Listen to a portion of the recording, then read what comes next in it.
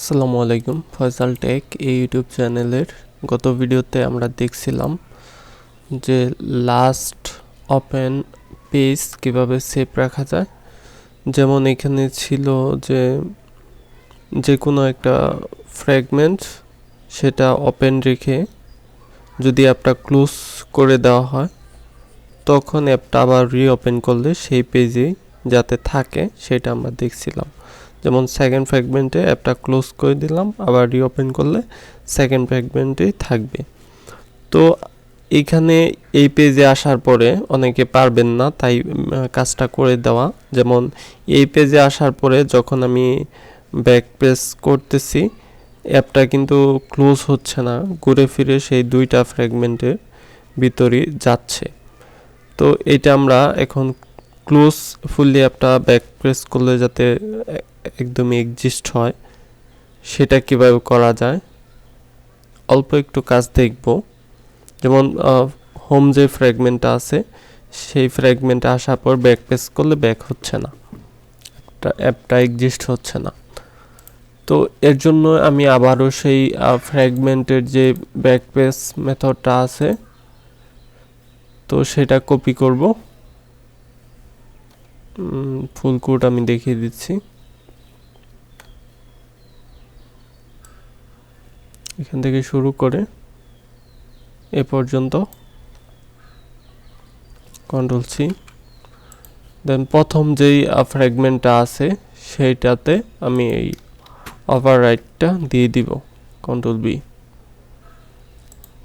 On create যদি already উপরে না থাকে, যদি থেকে থাকে তাহলে উপরের অন ক্রিয়েটের ভিতরে যা যা ফাংশনালিটি দেওয়া ছিল সেগুলো এই অন ক্রিয়েটের ভিতর দিয়ে দিবেন।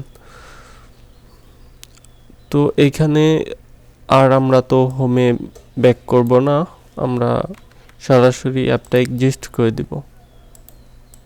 Want to exist this app, okay. তো এইটুক দেওয়ার পরে এইখানে যখন অন ব্যাক প্রেস আসবে ডায়লগ ইন্টারফেস এখানে আসতেছে, তো এইখানে আমরা একটা কন্ডিশন দিয়ে দিব, root fragment equal যদি 1 হয় তাহলে অ্যাপটা এক্সিস্ট করব। এক্সিস্ট করার জন্য get activity ডট ফিনিশ। তো এবার যদি আমরা অ্যাপটা রান করি তাহলে এই পেজ থেকে সরাসরি অ্যাপটা এক্সিস্ট হবে।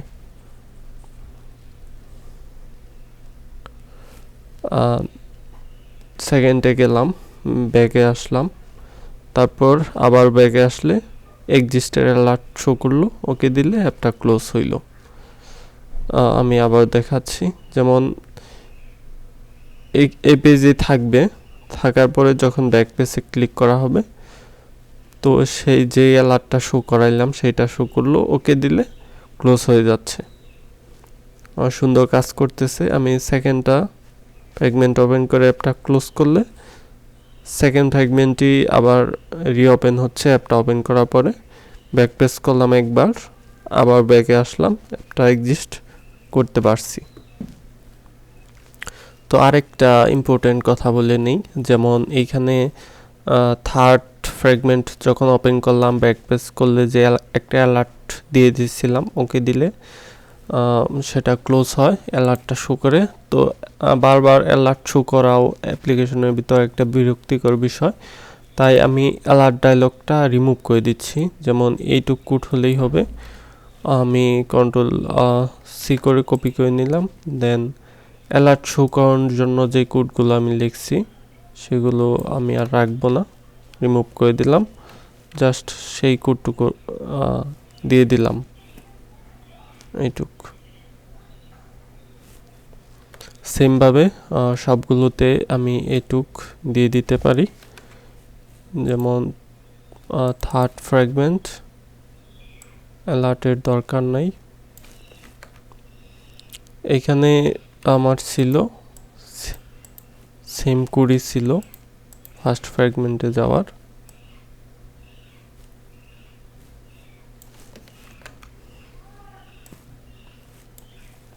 আর ফোর্থ যেটা আছে সেটা তো সেম কোড এখানে দেওয়া, তাই এইটুকু আমি রিপ্লেস করে দিচ্ছি।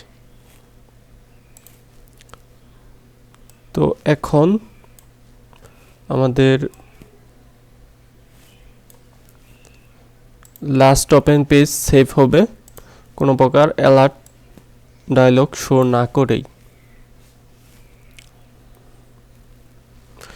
যেমন আমি থার্ড ফ্র্যাগমেন্ট ওপেন করলাম, ব্যাগে আসলাম, কোনো প্রকার অ্যালার্ট ডায়লগ নেই। ফোর্থ ওপেন করলাম ফ্র্যাগমেন্ট, ব্যাগে আসলাম, অ্যালার্ট ডায়লগ নেই। তো ফোর্থ ফ্র্যাগমেন্টটা ওপেন রেখে অ্যাপটা ক্লোজ করে দিলাম। যখন আমি অ্যাপটা রিওপেন করব, ফোর্থ ফ্র্যাগমেন্টেই এটা থাকবে। যখন আমি সেকেন্ড ফ্র্যাগমেন্ট ওপেন করে অ্যাপটা ক্লোজ করে দিলাম, অ্যাপটা ওপেন করলে সেকেন্ড ফ্র্যাগমেন্টেই থাকলো। তো এইভাবে আপনারা অ্যাক্টিভিটির ক্ষেত্রেও করতে পারবেন, যেহেতু ফ্র্যাগমেন্টে পারছেন। তো এরপরেও যদি কোডটা ফুললি দরকার পড়ে, সেক্ষেত্রে এই ভিডিওর নিচে অনেকগুলো কমেন্ট করলে সময় পেলে ভবিষ্যতে আমি ওই ফয়সাল টেক অ্যাপ্লিকেশনের ভিতর সম্পূর্ণ কোডটা দিয়ে দিব। আর আমি সম্পূর্ণ কোড আপনাদের দেখিয়ে দিয়েছি কোন জায়গায় কী লেখা হয়েছে। তো এই ভিডিও এ পর্যন্তই। নেক্সট টিউটোরিয়ালগুলো দেখা আমন্ত্রণ রইল। আল্লাহ হাফেজ।